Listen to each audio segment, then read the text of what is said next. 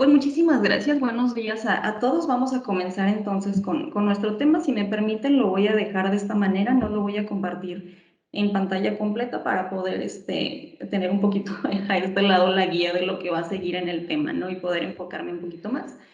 Vamos a dejarlo de esta manera y pues continuamos. Muchísimas gracias a todos por la atención. Vamos a iniciar con nuestro tema, que como tal es procesos de contratación. Decidí realizar el enfoque de procesos de contratación basado en ley de contrataciones públicas. Digo, sé que algunos de nuestros participantes son de otros estados o de algunos entes de fiscalización, en específico de los municipios. Es complicado o va a resultar de manera un poco difícil, vaya, especificar o tomar en cuenta toda la normativa en materia de adquisiciones o de contrataciones de cada uno de los entes.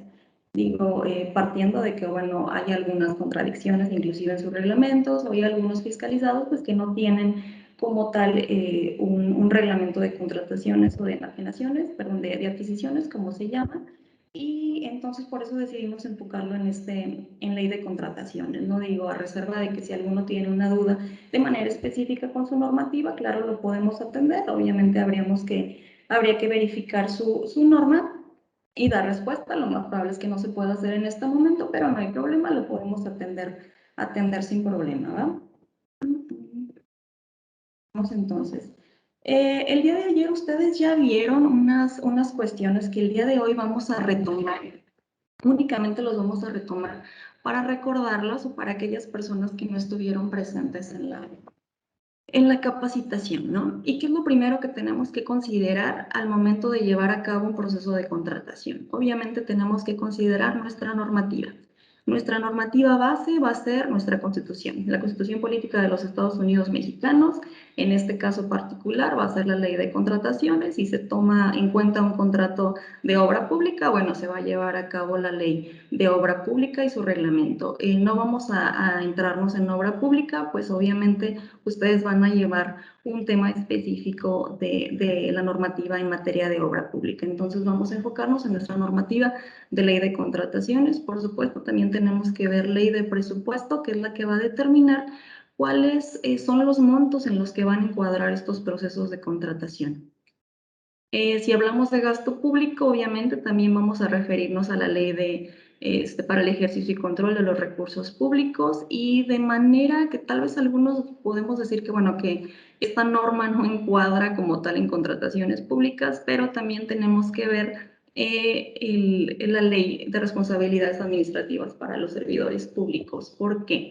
Porque tenemos que dejar de ver o de tener la idea de que las contrataciones públicas en materia de adquisiciones, enajenaciones, que son, tenemos que dejarlos de verlos como una mera función administrativa, ¿no? Como necesito hojas, bueno, compro hojas y listo, no. Hay que ver que los servidores públicos que participan en estos procesos, las decisiones que tomen o las omisiones que tengan en estos procesos de contratación, pues van a derivar en irregularidades que pueden ir desde la nulidad de los actos, obviamente, y por supuesto van a obtener también una sanción derivada de estas acciones o omisiones, y que están reglamentados en la ley de responsabilidades administrativas. Entonces, bueno, hay que considerar nuestra normativa.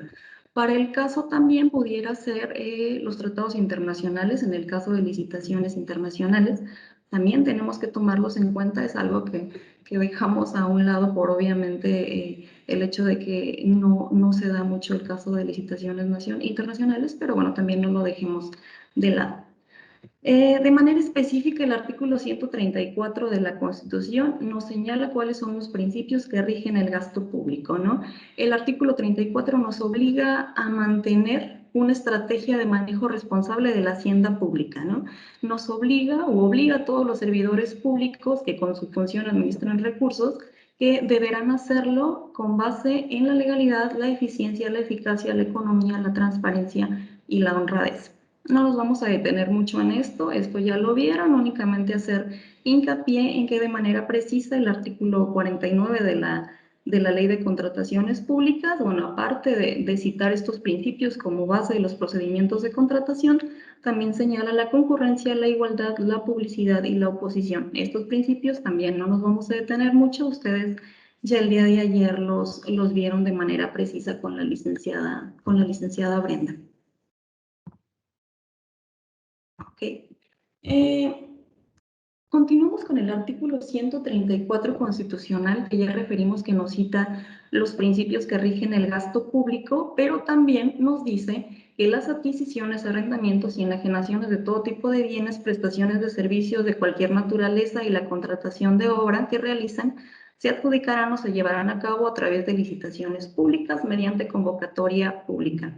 ¿Qué significa esto? Que nuestra licitación pública como este proceso de contratación es la que se va a privilegiar, es la que vamos a tomar en consideración o la que va a ser la más idónea para obtener las mejores condiciones o para asegurar las mejores condiciones al Estado. ¿Qué significa esto? Bueno, ¿o por qué es la regla general? Pues es la regla general porque esta licitación pública, al ser un llamado que la administración hace a los particulares de forma impersonal para que formulen ofertas y se pueda llevar a cabo una contratación pública, pues es la mejor oferta porque ante mayor llamado de personas, pues obviamente se presume que la participación o la competencia que va a tenerse es genuina y por tanto vamos a tener las mejores condiciones en cuanto a precio, calidad, financiamiento, oportunidad y demás circunstancias pertinentes.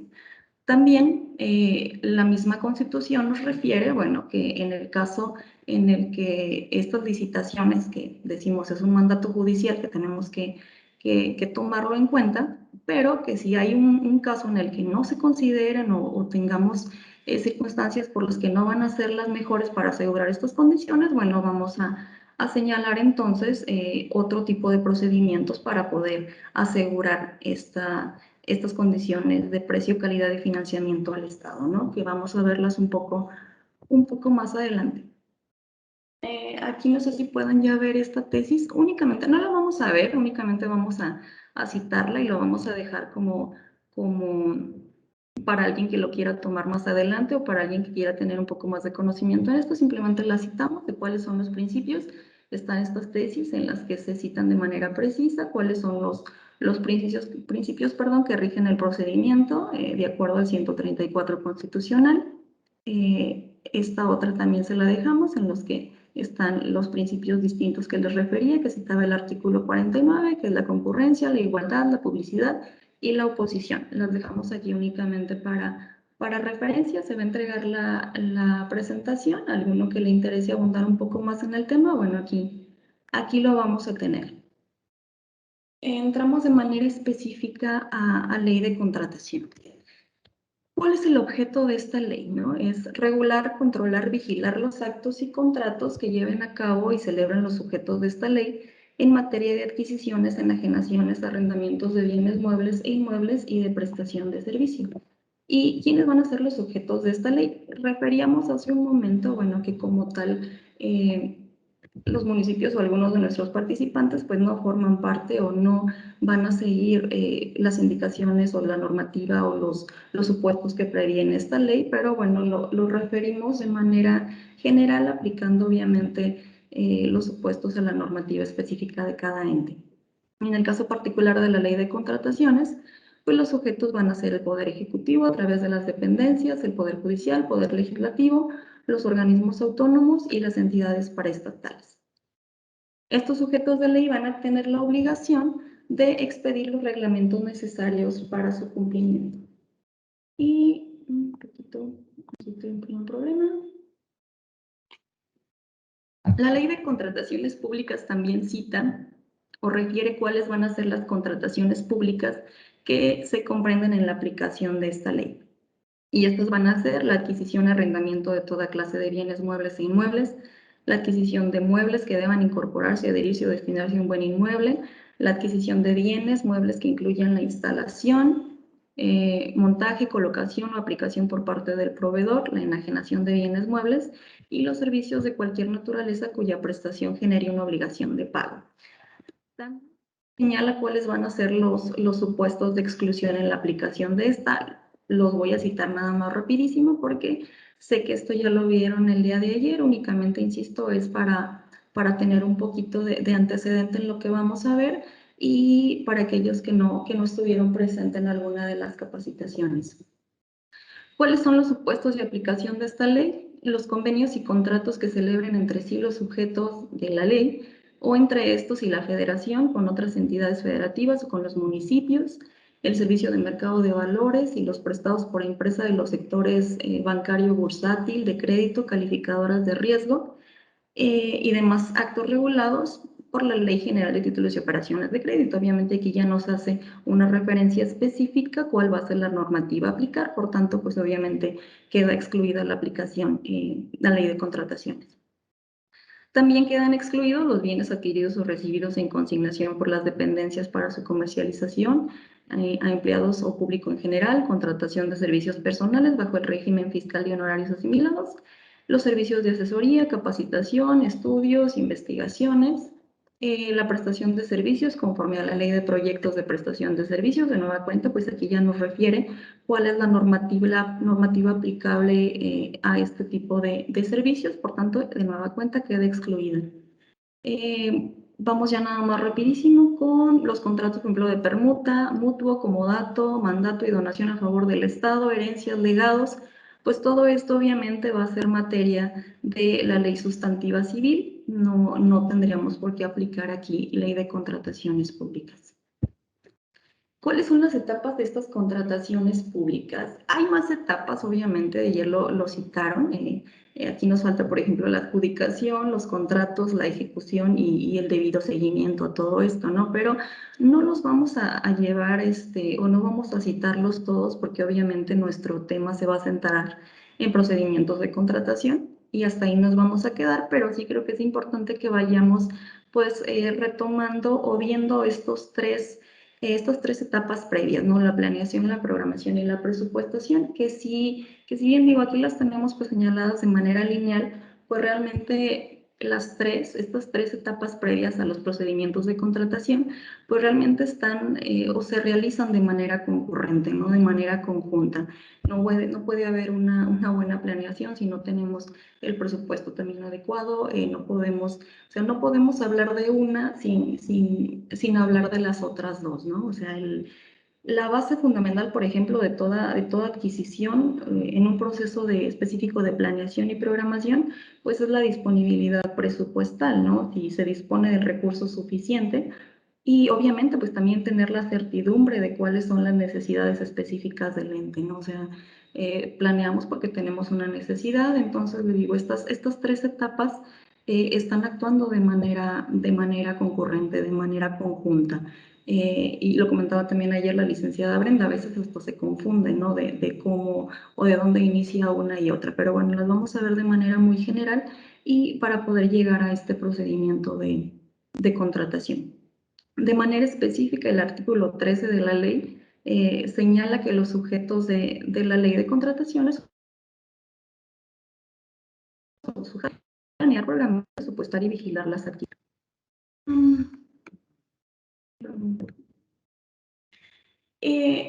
En la planeación, ¿cuáles son los criterios que se van a atender en esta planeación?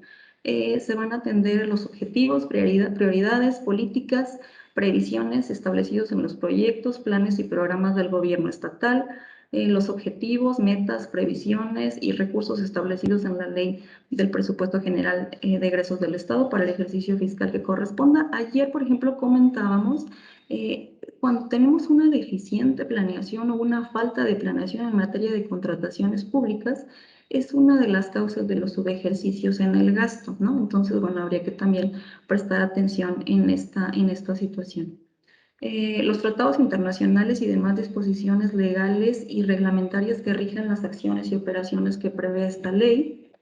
También vamos a atender a la utilización preferente en igualdad de condiciones de los bienes o servicios de procedencia nacional, así como aquellos propios del Estado, al uso sustentable de los recursos naturales para la protección y preservación del medio ambiente en los términos que dicten las leyes aplicables, los convenios celebrados con la Federación para el cumplimiento de fines específicos en los casos no sujetos a la ley, a la Ley de Adquisiciones, Arrendamientos y Servicios del Sector Público, nuestra normativa federal. Y una parte importante de la planeación es la investigación de mercado.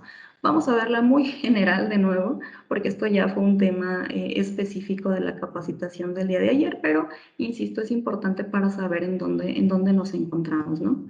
Esta investigación de mercado, ¿qué es? Es una verificación de la existencia de bienes, arrendamientos o servicios de proveedores a nivel nacional o internacional y del precio estimado basado en la información que obtenga el sujeto de la ley, sea de organismos públicos o privados, de fabricantes, distribuidores o comercializadores de bienes o prestadores de servicio o una combinación de dichas fuentes de información. Seguimos con investigación de mercado.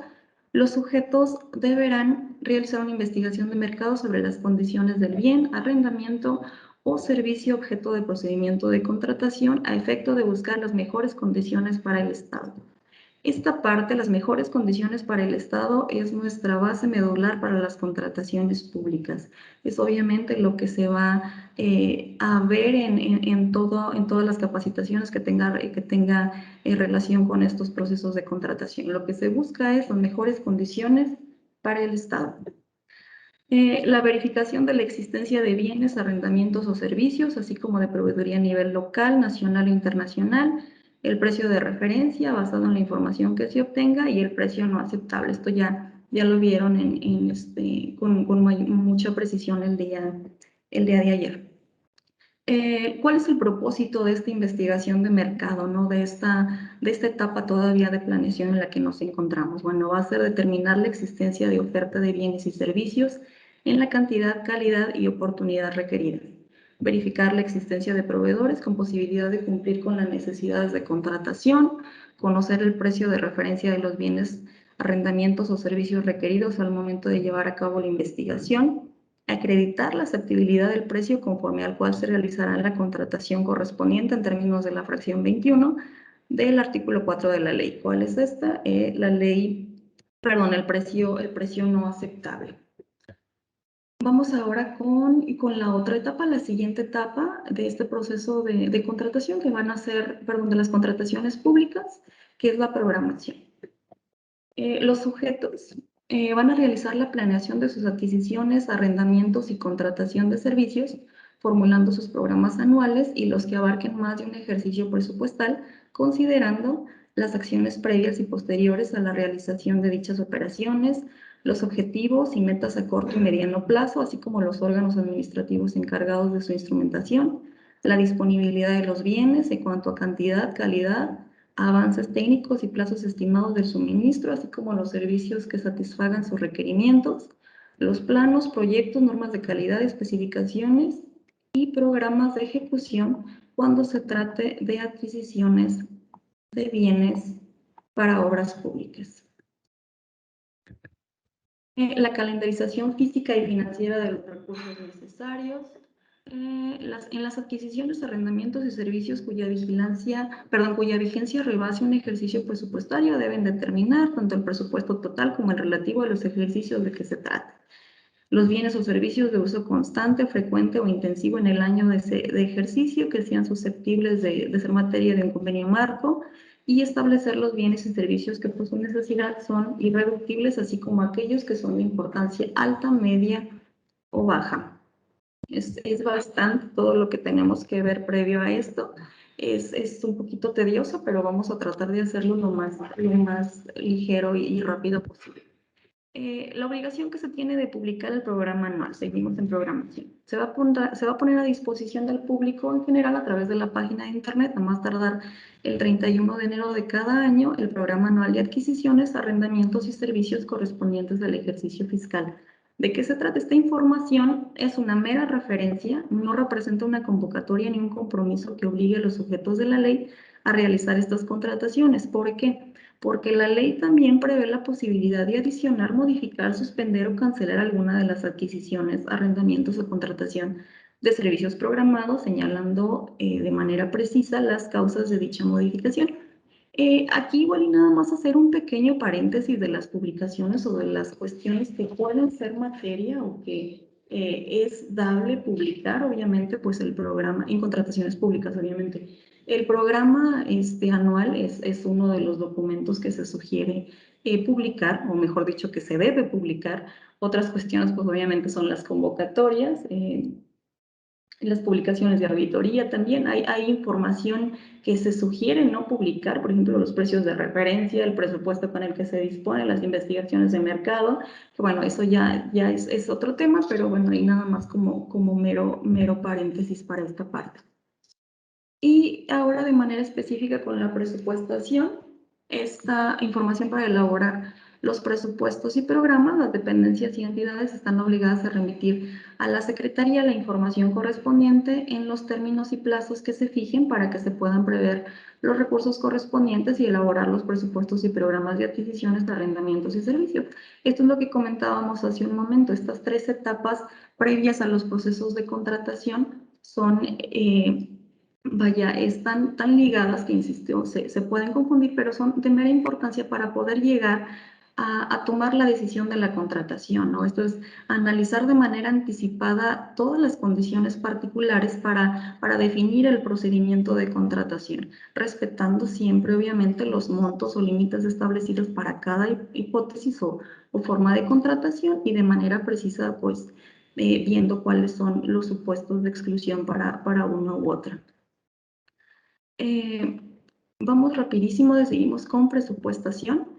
El presupuesto destinado a adquisiciones, arrendamientos y contratación de servicios se va a sujetar al Programa Anual de Compras, a la Ley del Presupuesto General de Egresos del Estado para el ejercicio fiscal que corresponda, la Ley para el Ejercicio y Control de los Recursos Públicos, que comentábamos también hace un momento, que es nuestra normativa base para las contrataciones, y se va a proveer lo necesario para asegurar la suficiencia presupuestal de modo que se lleven a cabo las adquisiciones, los arrendamientos y la contratación de servicios en los plazos fijados en el programa anual.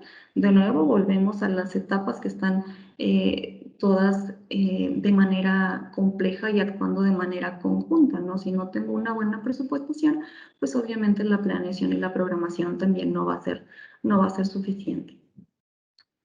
No se podrán iniciar procesos de contratación si no se cuenta con la suficiencia presupuestal requerida, salvo en casos excepcionales y debidamente justificados, previa autorización de la Secretaría, en cuyo caso se podrá convocar, adjudicar o llevar a cabo adquisiciones, arrendamientos o contratación de servicios sin contar con saldo disponible en el presupuesto aprobado de las dependencias. Bueno, tenemos una regla general y las excepciones que también obviamente deben estar debidamente justificadas.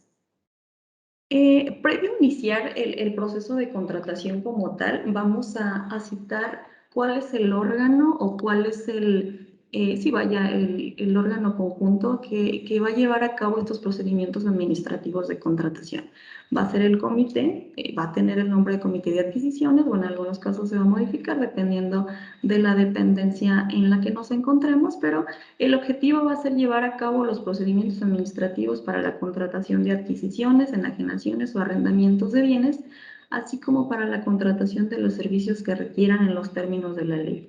Los sujetos tienen la obligación de establecerlos en sus reglamentos, tienen la obligación también de establecer cuáles van a ser las bases para la integración de estos comités, la duración y su funcionamiento. Y estos comités, aparte de llevar a cabo los procedimientos administrativos, van a procurar optimizar los recursos, así como la racionalización de las enajenaciones. Hay unos comités que se denominan subcomités. En este caso, pueden determinarse también siempre y cuando haya una justificación para su creación, ¿no? Esto es, bueno, que la cantidad de operaciones que esté llevando el comité ya no sea suficiente con únicamente la participación de este, sino que se requiera el apoyo de otro subcomité, y también se van a establecer de manera precisa en los reglamentos cuáles van a ser de su duración. El funcionamiento va a ser el mismo del comité, obviamente, pero se va a establecer cuánto va a durar y si se puede invitar, obviamente, cuando la necesidad de estos pues ya no sea vaya necesaria. ¿Cómo se integra el comité? Se va a integrar por un presidente, secretario y los vocales que el reglamento lo determine. Estos miembros propietarios van a tener sus respectivos suplentes que van a ser designados de nuevo en la forma en la que lo determinan los reglamentos. Aparte de los miembros, en las reuniones del comité van a asistir un representante del órgano de control, un representante de la dependencia, entidad u órgano de administración solicitante, quienes van a tener derecho a voz. Obviamente los miembros van a tener derecho tanto a voz como al voto. A estas reuniones del comité van a poder asistir los testigos sociales. El día de ayer también hacían referencia a esta figura de participación ciudadana. Van a participar en los procesos que sean distintos a la adjudicación directa y siempre y cuando no se comprometa la seguridad pública. Son personas físicas o morales que se involucran en estos procesos de contratación, permiten involucrar también a la sociedad civil en procedimientos que son complejos, que tienen un impacto o que los montos de recursos requieren una atención particular. ¿Cuáles van a ser las atribuciones de estos comités o subcomités en su caso? Van a publicar en los términos de la Ley de Contrataciones Públicas del Estado de Guanajuato las convocatorias de la licitación o subasta, van a intervenir en los actos de presentación y apertura de ofertas de las licitaciones o subastas, dependiendo, más adelante vamos a hablar de estas licitaciones y de estas subastas, van a evaluar las ofertas conforme a los criterios establecidos en esta ley y en los que su caso se indiquen en las bases respectivas, van a emitir los fallos correspondientes, van a conocer y en su caso sugerir las adecuaciones necesarias en cuanto a la organización de las áreas de adquisiciones, arrendamientos y contratación de servicios. Van a proponer los sistemas, procedimientos y manuales de operación para aprobación de los sujetos de esta ley, vigilar que la información relativa a las áreas de adquisiciones, arrendamientos de bienes, muebles y contratación se procese preferentemente en sistemas computarizados, van a intervenir en las juntas de aclaraciones, y también tendrán la facultad de suspender y cancelar los procedimientos de contratación y los actos que los integran cuando se presente algunos de los supuestos previstos en la ley. Comenzamos ya de manera específica con nuestro tema, ¿no? Con los procedimientos de contratación.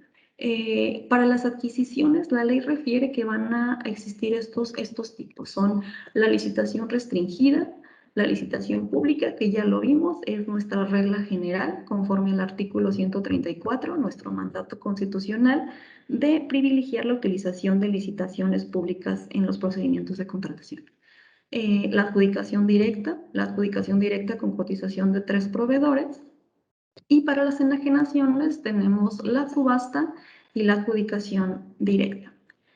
Empezamos con la licitación pública, con nuestra regla general, ¿no? Ya lo habíamos señalado hace unos minutos, que bueno, esta presume que en atención a la competencia genuina que vamos a tener, o que se presume esa competencia genuina, pues va a garantizar al Estado las mejores condiciones disponibles en cuanto a precio, calidad, financiamiento, oportunidad y demás circunstancias pertinentes, ¿no? Que de nuevo citamos que si estas licitaciones no son las idóneas para asegurar esas condiciones, bueno, vamos a utilizar otras diversas que las mismas leyes las van a establecer. Esto que ya lo vieron también el día de ayer, yo creo que no tiene caso que nos detengamos aquí, también lo dejo en las diapositivas como mera guía, ¿no? Para verificar de nueva cuenta los principios que rigen el procedimiento: eficiencia, eficacia, economía, imparcialidad y honradez. Pero vámonos entonces a la licitación pública. ¿Cómo puede ser esta modalidad de licitación pública? La licitación pública puede ser nacional o internacional, puede ser presencial, puede ser electrónica o puede ser mixta. Vamos a ver ahorita los dos supuestos dependiendo de cada uno de los medios. La licitación pública puede ser nacional cuando en la misma únicamente puedan participar personas de nacionalidad mexicana y exista suficiente proveeduría que garantice la calidad y el cumplimiento de lo requerido. Internacional, cuando puedan tanto personas de nacionalidad mexicana como extranjera, ¿no? Con la salvedad de que para poder adjudicar el contrato respectivo a las personas extranjeras cuyo país de origen tenga celebrado con el nuestro un tratado internacional que prevenga la cláusula de reciprocidad. En este caso, pues obviamente, si existe este contrato internacional, este tratado internacional, perdón, con cláusula de reciprocidad, podemos tener en cuenta que podemos tener una licitación pública internacional. Digo, para los que están iniciando conforme a la nueva administración o los que ya tienen tiempo en este proceso, digo, van a van a estar de acuerdo en que hemos visto las publicaciones de estas licitaciones públicas como licitación pública nacional, presencial o electrónica, dependiendo de estas modalidades, ¿no? Conforme a los medios que se utilicen, la licitación pública puede ser presencial, electrónica o mixta. Presencial, en la cual los licitantes exclusivamente van a presentar sus ofertas en forma documental y por escrito, en sobre cerrado, durante el acto de presentación y apertura de las ofertas, o bien, si así se prevé en la convocatoria, mediante el uso del servicio postal o de mensajería. La o las juntas de aclaraciones, más adelante vamos a ver que obviamente pueden ser varias. El acto de presentación y apertura de ofertas y el acto de fallo se va a realizar de manera presencial, a los cuales pueden asistir los licitantes o estos particulares. La electrónica, en la cual van a participar los licitantes a través del sistema de compras de Internet y donde se utilizarán medios de identificación electrónica. Las comunicaciones van a producir los efectos que señala esta ley y otros ordenamientos aplicables. La y las juntas de aclaraciones, el acto de presentación y apertura de ofertas y el acto de fallo solo se realizarán a través del sistema de compras de Internet y sin la presencia de los licitantes en dichos actos, ¿sí? La mixta, en el cual los licitantes van a elegir la forma de participar, ya sea presencial o electrónica, en la o en las juntas de aclaraciones, el acto de presentación y apertura y en el fallo, en el acto de fallo, perdón. ¿Cuáles son las etapas de la licitación pública? ¿Cómo inicia esta licitación pública? La licitación pública va a iniciar con la convocatoria pública y va a concluir con la adjudicación del contrato o con el fallo. Pero entre estas dos etapas, o entre el inicio y esta conclusión, pues obviamente vamos a tener la junta o las juntas de aclaraciones. Previa a esto, en la convocatoria se va a citar, en la siguiente lámina lo vamos a ver, las fechas, los horarios y los costos que van a tener las bases de licitación. Después de las juntas, bueno, la presentación y apertura de las proposiciones, la evaluación de las proposiciones y ya finalmente concluimos con la adjudicación del contrato o con el fallo.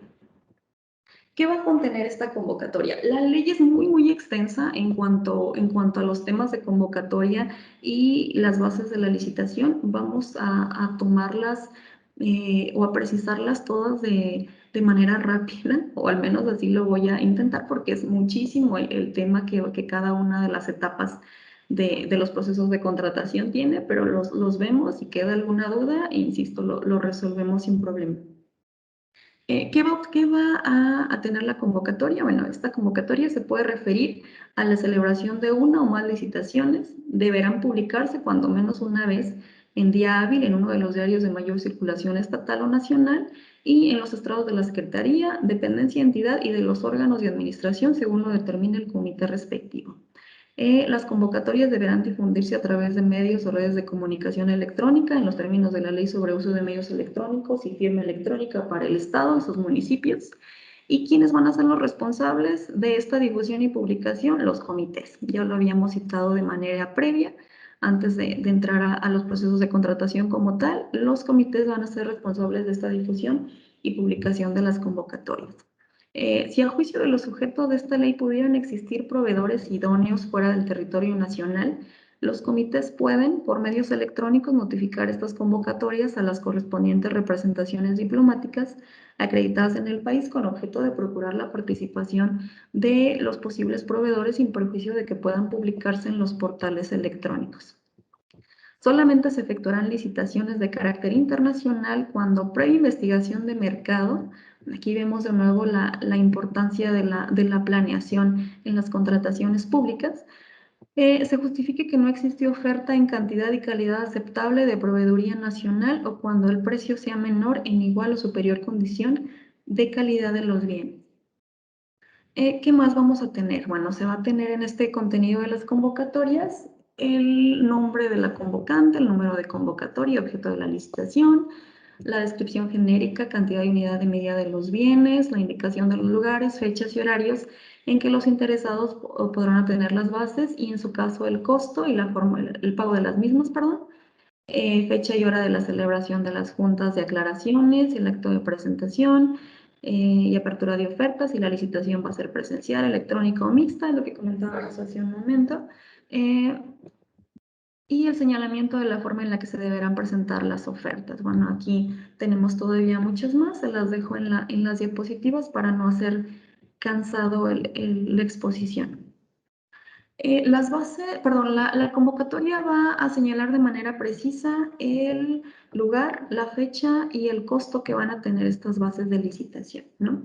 La ley de contrataciones no nos señala de manera precisa un monto que vaya a tener el costo vaya de estas bases de licitación. Únicamente nos refiere que, bueno, que va a ser fijado por el convocante y no nos refiere un costo fijo, obviamente, porque cada convocatoria va a ser distinta, ¿no? Las bases de licitación o el costo que vayan a tener las bases de licitación, pues va a ser fijado por el convocante considerando el costo estimado de esta publicación de la convocatoria y aparte se le va a sumar a estos gastos ordinarios, digamos, otros gastos extraordinarios, como pudiera ser algunos estudios que realizaron, pruebas de laboratorio o alguna otra situación dependiendo del tipo de contratación que se vaya a llevar a cabo. Entonces, bueno, las bases de licitación no van a tener siempre un precio fijo, ¿no?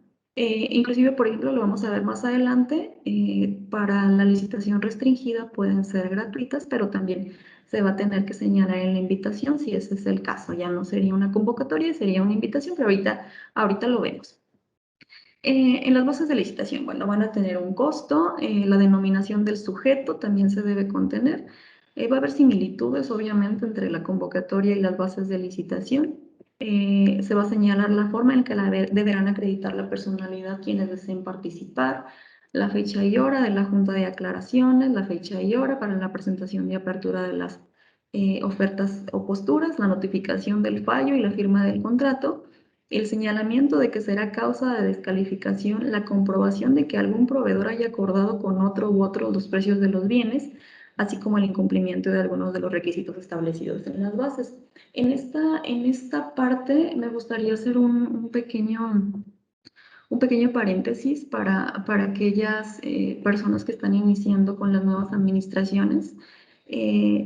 Sobre esta comprobación y que algún proveedor haya acordado con otros los precios de los bienes. Ayer lo citaba la licenciada Brenda, la colusión en la que pueden participar estos particulares, ¿no? Y cómo obviamente esta colusión pues no nos va o nos van a acarrear circunstancias que van a generar ambientes no competitivos, ¿no? Pues que van a repartirse el mercado, que pueden generar prácticas nocivas para obtener las mejores condiciones del Estado, ¿no? Hay que prestar atención especial en esto, es complicado, es difícil, pero obviamente la práctica nos puede ayudar en esto.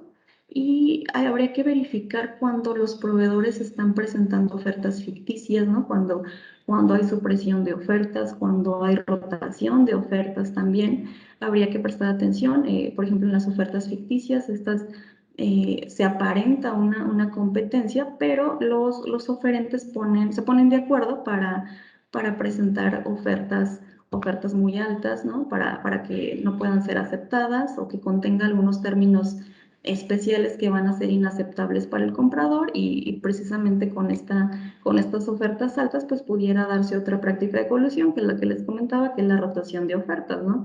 Únicamente, bueno, digamos que toman turnos para ganar y son prácticas de colusión que si bien es complicado identificarlas, bueno, se deja ahí sobre la mesa estas banderas rojas en materia de contrataciones públicas.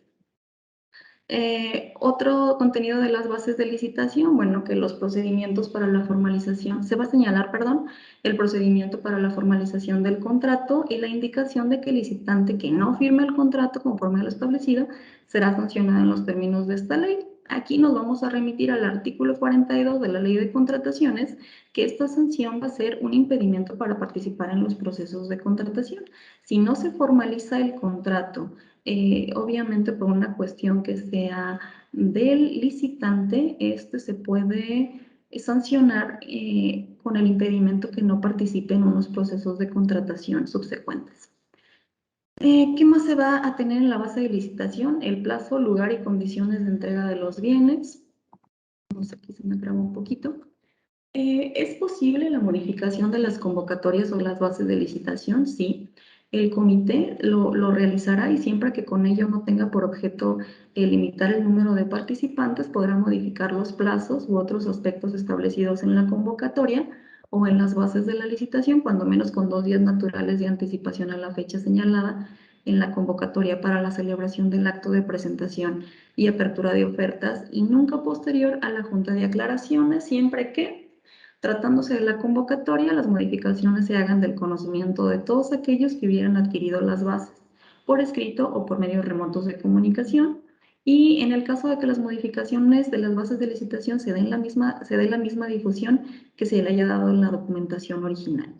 Cualquier modificación derivada de la Junta de Aclaraciones va a ser considerada como parte integrante de las bases y la modificación no podrá consistir en la sustitución o variación sustancial de los bienes o servicios materia de la convocatoria ni en la adición de otros distintos.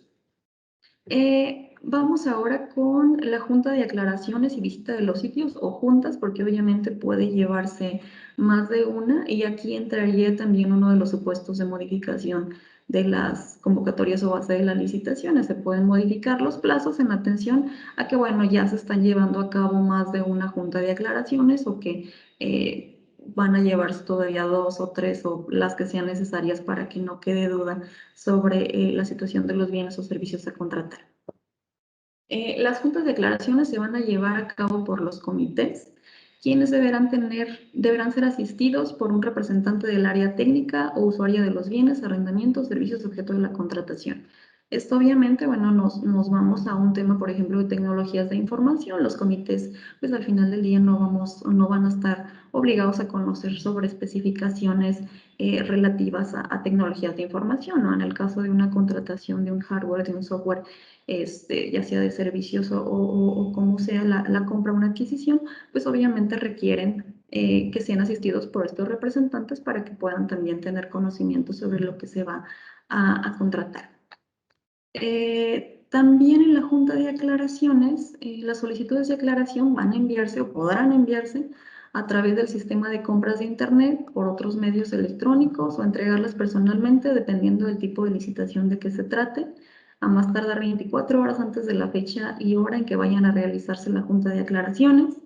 En la fecha y hora establecidas para la celebración de la Junta de Aclaraciones, los servidores públicos responsables de llevarla a cabo procederán a dar respuesta a las solicitudes de aclaración. Al concluir cada junta de aclaraciones, podrá señalarse la fecha y hora para la celebración de ulteriores juntas, considerando que entre la última de estas y el acto de presentación y apertura de proposiciones debería existir un plazo de al menos 2 días naturales. De resultar lo necesario, la fecha señalada en la convocatoria para realizar el acto de presentación y apertura de proposiciones podrá diferirse. Aquí es lo que referíamos hace un momento sobre esta modificación que puede ser en los plazos, ¿no? Es obvio que puede ser flexible atendiendo a estas circunstancias. De cada junta de aclaraciones se va a levantar un acta, se va a hacer constar los cuestionamientos que se formulen y las respuestas que va a dar el convocante. Y en la última acta que se lleve, se va a sentar esta circunstancia, que se trata de la última junta de aclaraciones. En los casos que proceda, se va a poder señalar por la convocante el lugar y fecha y hora para visita o visitas al sitio de la realización de los servicios o trabajos, o bien para la verificación física de los bienes o sus muestras. Vamos ahora con la otra etapa. Los estamos viendo de manera tal vez un poco muy precisa, pero porque estas situaciones van a regir no solo para la licitación pública, también para la licitación restringida. Entonces, para no citarlo de nueva cuenta, pues lo hacemos todo aquí en la licitación pública. En la presentación y apertura de ofertas, el acto de presentación y apertura se llevará a cabo en los plazos que establezcan las bases de la convocatoria. El plazo para la presentación y apertura de ofertas de las licitaciones internacionales nos cita un plazo que no puede ser inferior a 20 días naturales, contados a partir de la fecha de la publicación de la convocatoria. En las licitaciones nacionales, el plazo para la presentación y apertura de ofertas será cuando menos de 15 días naturales, contados a partir de la fecha de la publicación de la convocatoria, y cuando no puedan observarse estos plazos indicados porque existan razones justificadas y debidamente acreditadas en el expediente por el solicitante de los bienes o servicios, se pueden reducir los plazos a no menos de 10 días naturales contados a partir de la fecha de publicación de la convocatoria, siempre que con ello no se limite el número de participantes. La evaluación y el fallo ya es la etapa última de la licitación pública. El tema de la evaluación es un tema por demás complejo. Ahorita vamos a señalarlo de manera muy general, ¿no? Las dependencias y entidades u órganos de administración solicitantes van a elaborar una tabla comparativa relativa a aspectos técnicos específicos, indicando cuáles ofertas cumplen, cuáles no, motivando su determinación, y lo establecido en dicha tabla será de absoluta responsabilidad de los solicitantes. Esta tabla comparativa de precios, el área de adquisiciones van a elaborar una tabla comparativa de precios que va a servir como fundamento para el fallo económico, en la cual se hará un análisis de las ofertas económicas considerando lo establecido en la respectiva investigación de mercado. Volvemos de nuevo a la etapa importante de la planeación. Habrá una solicitud también en algunos casos para aclaraciones a los licitantes para poder tener una mejor evaluación de las ofertas. Los comités pueden solicitar previo al fallo cualquier aclaración a los licitantes. Esto siempre y cuando no contravenga lo estipulado en las bases ni modifique el precio ofertado. Una vez efectuada la evaluación de las ofertas, el comité formulará el fallo de adjudicación en favor del licitante, cuya oferta reúna los requisitos legales, técnicos y económicos solicitados en las mejores condiciones para el Estado, siempre que no se trate de un precio no aceptable. En los casos de las licitaciones, si resultare que dos o más ofertas satisfacen la totalidad del requerimiento, el contrato se va a adjudicar a quien presente la oferta cuyo precio sea el más bajo, siempre y cuando contenga un precio conveniente, debiendo asegurarse en todo momento, de nueva cuenta, lo que les comentaba hace un momento, la obtención de las mejores condiciones disponibles en cuanto a calidad, financiamiento, oportunidad y demás circunstancias pertinentes. Esto es nuestra base en las contrataciones públicas. Las ofertas que se encuentren por debajo del precio conveniente podrán ser descalificadas por los comités cuando así se justifique legal y técnicamente. Va a haber supuestos en los que la licitación pública se va a declarar desierta. Esto es cuando en el acto de presentación y apertura de las ofertas no se encuentren por lo menos 3 licitantes que cumplan con los requisitos establecidos en las bases, cuando ninguna de las ofertas evaluadas por el comité reúne los requisitos de las bases de la licitación, o cuando se acredite de manera fehaciente que los precios de todos los bienes, arrendamientos o servicios ofertados resulten precios no aceptables, y cuando así se considere conveniente por razones de interés público, justificando plenamente dicho interés de manera técnica y jurídica. Si se realiza una segunda convocatoria y se declara desierta de nueva cuenta la licitación, el comité podrá adjudicar directamente el contrato al estar establecido este supuesto en el 93, que lo vamos a ver más adelante, como una de las causales para la adjudicación, para que se lleve a cabo la contratación a través de la adjudicación directa. Vamos ahora con el siguiente proceso de contratación, que es la licitación restringida. Aquí no hay una convocatoria, hay una invitación. La junta de aclaraciones puede ser optativa, puede existir o no. Existe la presentación y apertura de proposiciones, al igual que en la licitación pública, también la evaluación de proposiciones, y termina de igual manera con la adjudicación del contrato o del fallo. ¿Cuándo procede la licitación restringida? Cuando el importe de la operación no exceda de los montos máximos que para dicho procedimiento se establezcan anualmente en la Ley del Presupuesto General de Egresos del Estado para el ejercicio fiscal que corresponda. Y una nota importante, obviamente, siempre que estas operaciones no se vayan a fraccionar para que queden comprendidos en el supuesto de excepción a la licitación. ¿A quién se les va a entregar esta invitación? A las personas inscritas en el padrón de proveedores. El procedimiento de licitación lo cité aquí de manera rápida, pero bueno, también comentarles que va a ser aplicable a las disposiciones del procedimiento de licitación pública. ¿Cuál es el proceso? Vamos a comentarlo. Se va a invitar a cuando menos 3 personas. Estas 3 personas deberán estar inscritas en el padrón de proveedores y se les va a proporcionar las bases de la licitación en esta invitación. Les comentaba también hace un momento, lo reiteramos de nueva cuenta, estas bases de licitación específicamente para el procedimiento de licitación restringida pueden ser gratuitas, así lo refiere el reglamento, siempre y cuando se establezca en esa invitación. De otra manera, bueno, pues puede seguir de nueva cuenta las reglas de la licitación licitación pública. Estas bases de licitación van a indicar los aspectos fundamentales de la adquisición, arrendamiento o servicio, tomando en consideración aquellos que resulten aplicables de los previstos por el artículo 66. El artículo 66 cita cuáles son o cuál es el contenido que van a tener las bases de licitación en el procedimiento de licitación pública. El plazo para la presentación y apertura de las ofertas se va a establecer en la invitación. Dicho plazo no podrá ser inferior a 5 días naturales.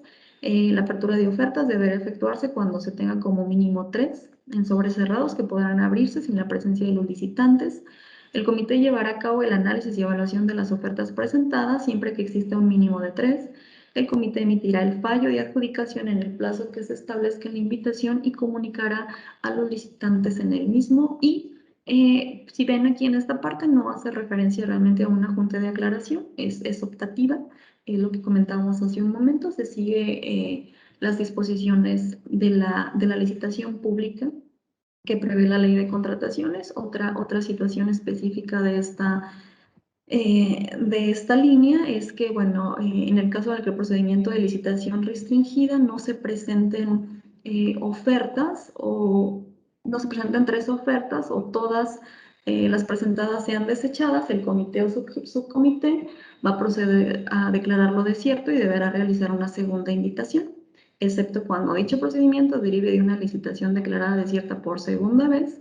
En este caso ya se procederá a una adjudicación directa.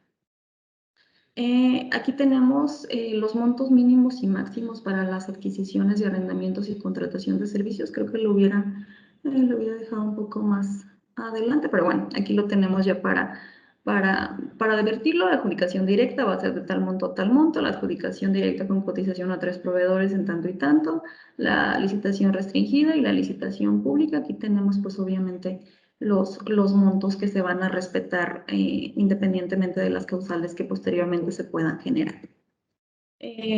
Vamos ahora con la adjudicación directa.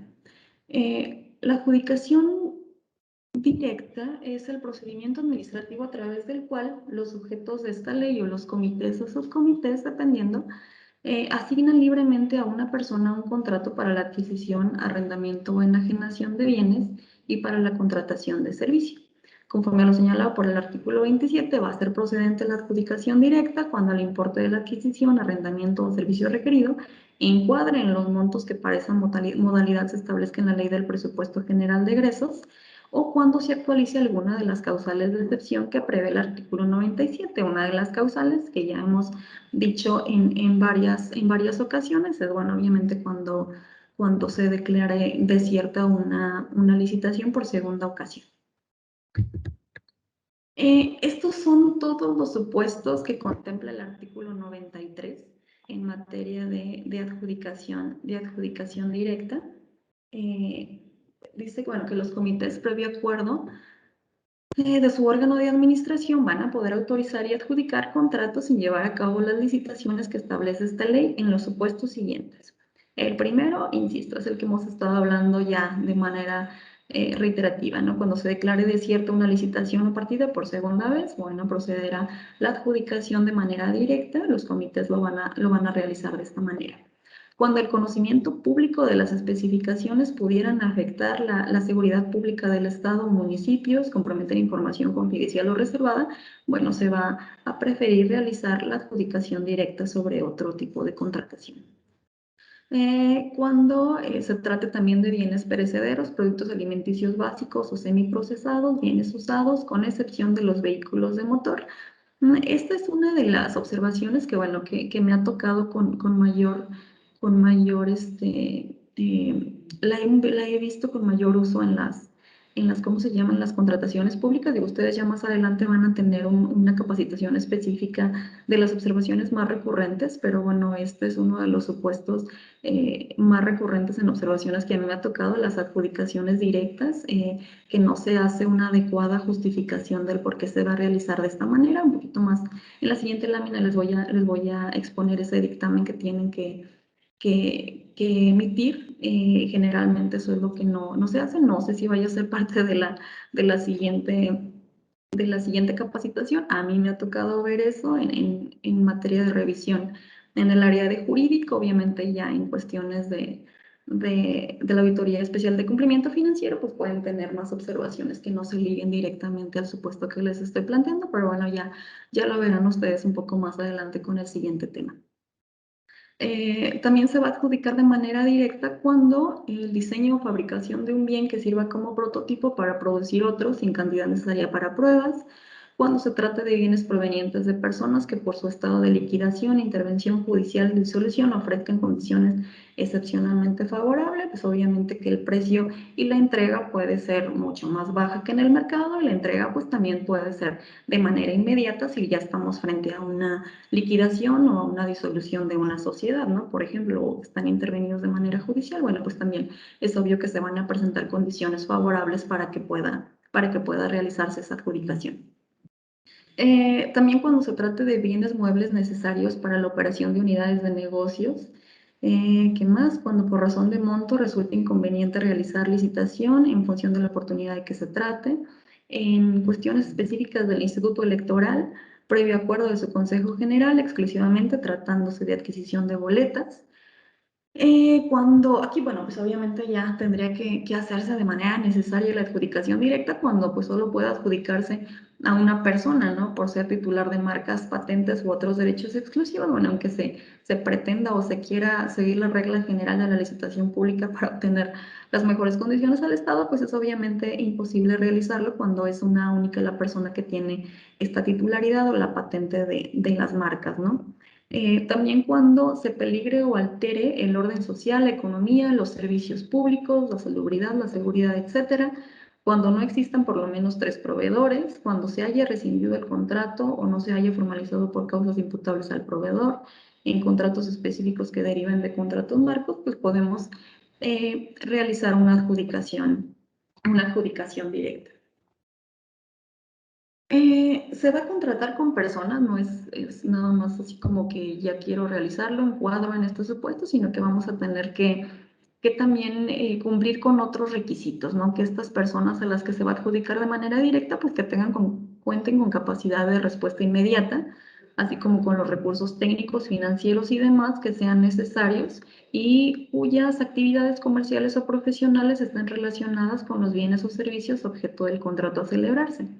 La opción para que los comités ejerzan esta forma de contratación debe fundarse y motivarse en un dictamen en el que además se hará constar las razones para la adjudicación del contrato a un proveedor específico, según las circunstancias que concurran en cada caso, atendiendo a nuestros principios que rigen el gasto público, ¿no? Criterios de economía, eficacia, eficiencia, imparcialidad, honradez y transparencia, así como las variables de financiamiento que aseguren las mejores condiciones para los sujetos de esta ley. Ya concluimos con los procesos de contratación en materia de adquisiciones. Vamos a continuar, no nos falta mucho, con los procesos para enajenación, los procesos de contratación para enajenaciones, que van a ser la subasta pública y la adjudicación directa. Corresponde a la Secretaría o al órgano administrativo correspondiente determinar el uso y destino final de los bienes muebles, esto con excepción de los relativos a las entidades o de los puestos de consignación y los asegurados por el Ministerio Público en el ejercicio de sus funciones. ¿Cuándo se van a enajenar estos bienes del patrimonio mobiliario? También va a corresponder realizarlo a los comités, bueno, cuando ya no sean adecuados para el servicio, cuando sean incosteables para su utilización. Y estos se van a dar de bajas a través de un dictamen, en los que se va a determinar la enajenación, ya sea a título oneroso o a título gratuito. Puede realizarse a título gratuito por causa justificada en la que va a mediar acuerdo, y se puede dar a particulares en situación de vulnerabilidad o cuando se trate de programas sociales estatales o a favor de municipios, instituciones educativas de beneficencia de la federación u otras entidades federativas, pueden cuadrar este supuesto de enajenación gratuita. ¿Cuáles son los supuestos de excepción a la subasta pública? Bueno, cuando sea inconveniente por razones de interés público, cuando no se presenten por lo menos 3 posturas, cuando sea más costoso el procedimiento de enajenación que el valor estimado de los bienes, cuando se rescinda un contrato adjudicado por subasta, que en este caso el comité va a adjudicar al postor que resulte más aceptable que haya participado. Bueno, obviamente ya no va a realizarse otra subasta, sino una excepción y se va a adjudicar de manera directa. Cuando se autorice la venta, los servidores públicos de los bienes que tengan bajo su resguardo, estos obviamente se van a realizar atendiendo al valor comercial del bien, a la utilidad y a la responsabilidad del servidor público que haya tenido con estos bienes. Se pueden enajenar directamente siempre y cuando, esto va a ser a título oneroso, se pague el precio mínimo determinado por estos efectos por el comité. Me faltó señalar la última excepción, que es la donación, que ya la habíamos referido. Por último, vamos a citar el dictamen que señala o que va a hacer, nos va a autorizar para destruir o para disponer, para tener la disposición final de los bienes. Este dictamen se va a realizar cuando por su naturaleza o estado físico se peligre o se altere la salubridad, la seguridad o el medio ambiente, cuando agotadas las instancias de enajenación no existiera interesado en adquirirlos o que acepte su donación. También puede darse el caso que, bueno, te estoy regalando el bien o lo estoy realizando para una subasta pública y nadie se presenta o no hay ningún interesado. Entonces, bueno, lo que va a proceder pues va a ser la destrucción del bien o disponer finalmente de ellos. Cuando se trate de bienes respecto a los que exista disposición legal que ordene su destrucción o confinamiento, y cuando se trate de muestras que los licitantes o proveedores hayan dejado en poder de los sujetos de la ley y que hubieran causado abandono. Obviamente, el causado abandono pues va a tener también que seguir una serie de reglas, se va a hacer de conocimiento de estos terceros, de estos licitantes o proveedores, bueno, que se encuentran en las entidades o en los sujetos, muestras para que pues, se les informe que vayan por ellos. Si dentro de los 3 meses de esta notificación no hacen la recolección de estas muestras o de estos bienes, pues obviamente ya vamos a considerarlo como abandono y en este caso ya procedería la destrucción de los bienes. Vamos a ver. Ya con esto concluimos nuestro tema de procesos de contrataciones. Únicamente voy a hacer referencia de manera muy, muy rápida al ámbito municipal, que es el que tal vez pude haber dejado un poco de fuera, pero ya también lo citamos el día de ayer. Únicamente va a ser como recordatorio, bueno, que tratándose de adquisiciones con recursos municipales, el ayuntamiento deberá emitir las normas generales para la aprobación de las adquisiciones, enajenaciones, arrendamientos y contratación de servicios relacionados con bienes muebles e inmuebles de conformidad con lo dispuesto en el artículo 76 en concordancia con el 229 de la Ley Orgánica Municipal. Nuestra Ley Orgánica Municipal es la que nos va a marcar la pauta en esta cuestión de contrataciones, inclusive cuando no contamos también con la normativa en esa materia. La creación del Comité de Adquisiciones, Enajenaciones, Arrendamientos y de Contratación de Servicios también se va a regir por esta normativa, a reserva obviamente que haya una específica. Y el Comité de Adquisiciones, Enajenaciones, Arrendamientos y Contratación de Servicios tendrá las siguientes atribuciones, muy similares obviamente a las que tenemos en materia estatal, que va a ser celebrar concursos para la adjudicación de contratos. Aquí obviamente la cuestión de concursos pues lo vamos a homologar con licitaciones, ¿no? En los términos aprobados por el ayuntamiento, va a proponer modificaciones a las disposiciones administrativas, proponer al ayuntamiento previo dictamen la rescisión de contratos por caso fortuito o fuerza mayor. Esto es una de los supuestos que se tiene para suspenderlos o cancelarlos, y ahora también en cuestión de rescisión. El pago de indemnizaciones a los proveedores, publicar en un diario con circulación en el municipio la convocatoria del concurso sobre adquisiciones de bienes de conformidad con las bases aprobadas por el ayuntamiento, realizar las licitaciones públicas conducentes y, bueno, las demás que determine el ayuntamiento. Ya con esto concluimos la participación. Ojalá y les haya servido, ojalá y les haya ayudado y ojalá y haya quedado claro. Ya por mi parte sería todo. Si tienen algún cuestionamiento, digo, ojalá y se pueda contestar de manera el día de hoy, de manera rápida. Si no, pues seguimos con el compromiso de dar la respuesta de manera puntual en una situación o en una fecha diversa. Pero bueno, muchísimas gracias y cualquier cosa, pues me comentan si hay alguna duda o alguna pregunta. Muchísimas gracias, licenciada Ceci. Sí tenemos aquí algunas preguntas registradas. Me voy a permitir solicitar a nuestros compañeros, compañeras del staff, nos hagan favor de dar lectura. Adelante, por favor. Muchas gracias, buenos días. La primera pregunta dice,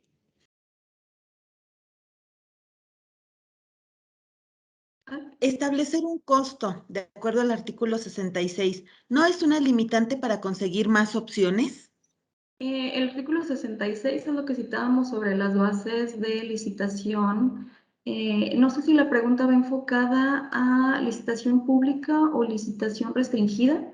Digo que son las que pudiéramos tener la situación de las bases de licitación. No sé si pudiera ser tal vez un poco más específico en esa parte. Digo, al final, pues el hecho de que tú estás participando en procesos de contratación no creo que sea una limitante para poder obtener más postores o más licitantes, puesto que pues, la capacidad económica es lo que te va a permitir participar en estos procesos de contratación. Digo, no estoy diciendo que vayamos a dárselas todavía más caras, obviamente es una consideración que se debe tomar se debe hacer, perdón, tomando en cuenta pues factores de recuperación que pudiera tener el ente, pero no creo que sea materia para limitar a los postores. Digo, no sé si con eso se contesta. Digo, lo puedo analizar un poco más a fondo, pero me parece que no la consideraría como una limitante, ¿no? Que tengan un costo.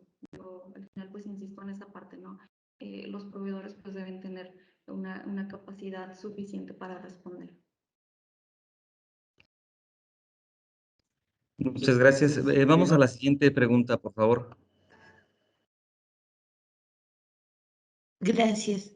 Cuando en primera convocatoria solo se presentan 2 propuestas y en la segunda convocatoria se presentan los mismos 2, de acuerdo al artículo 93, ¿es conveniente elegir alguna de estas 2 propuestas para adjudicarse de forma directa o se debe elegir otro?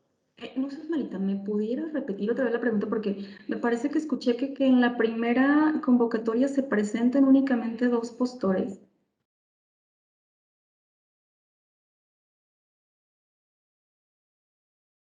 Y sí me escuché.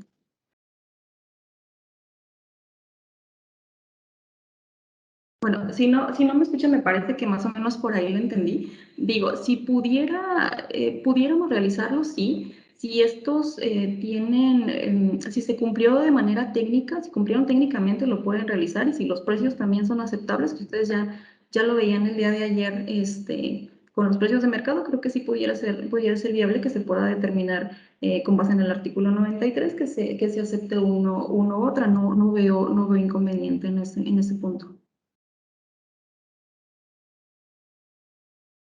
Siempre y cuando obviamente se justifique, ¿no? Si hay una justificación, que también lo citábamos en un dictamen, no le veo el punto de considerarlo inconveniente.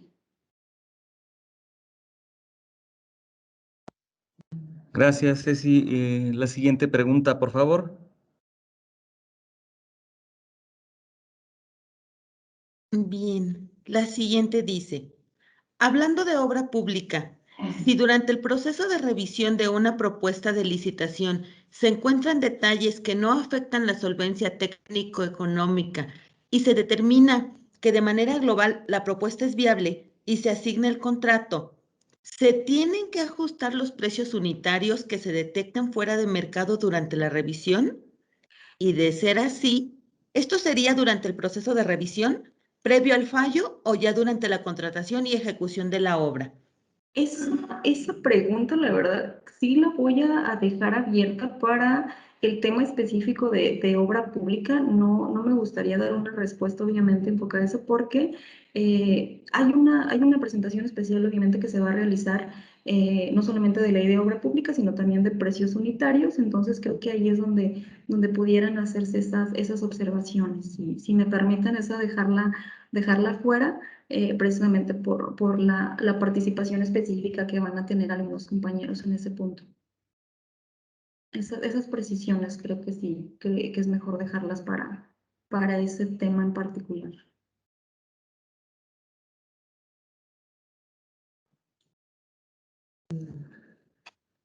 Pues muchísimas gracias, Ceci, gracias, licenciada. No sé si tengas algo más que agregar o damos por concluida esta muy interesante participación.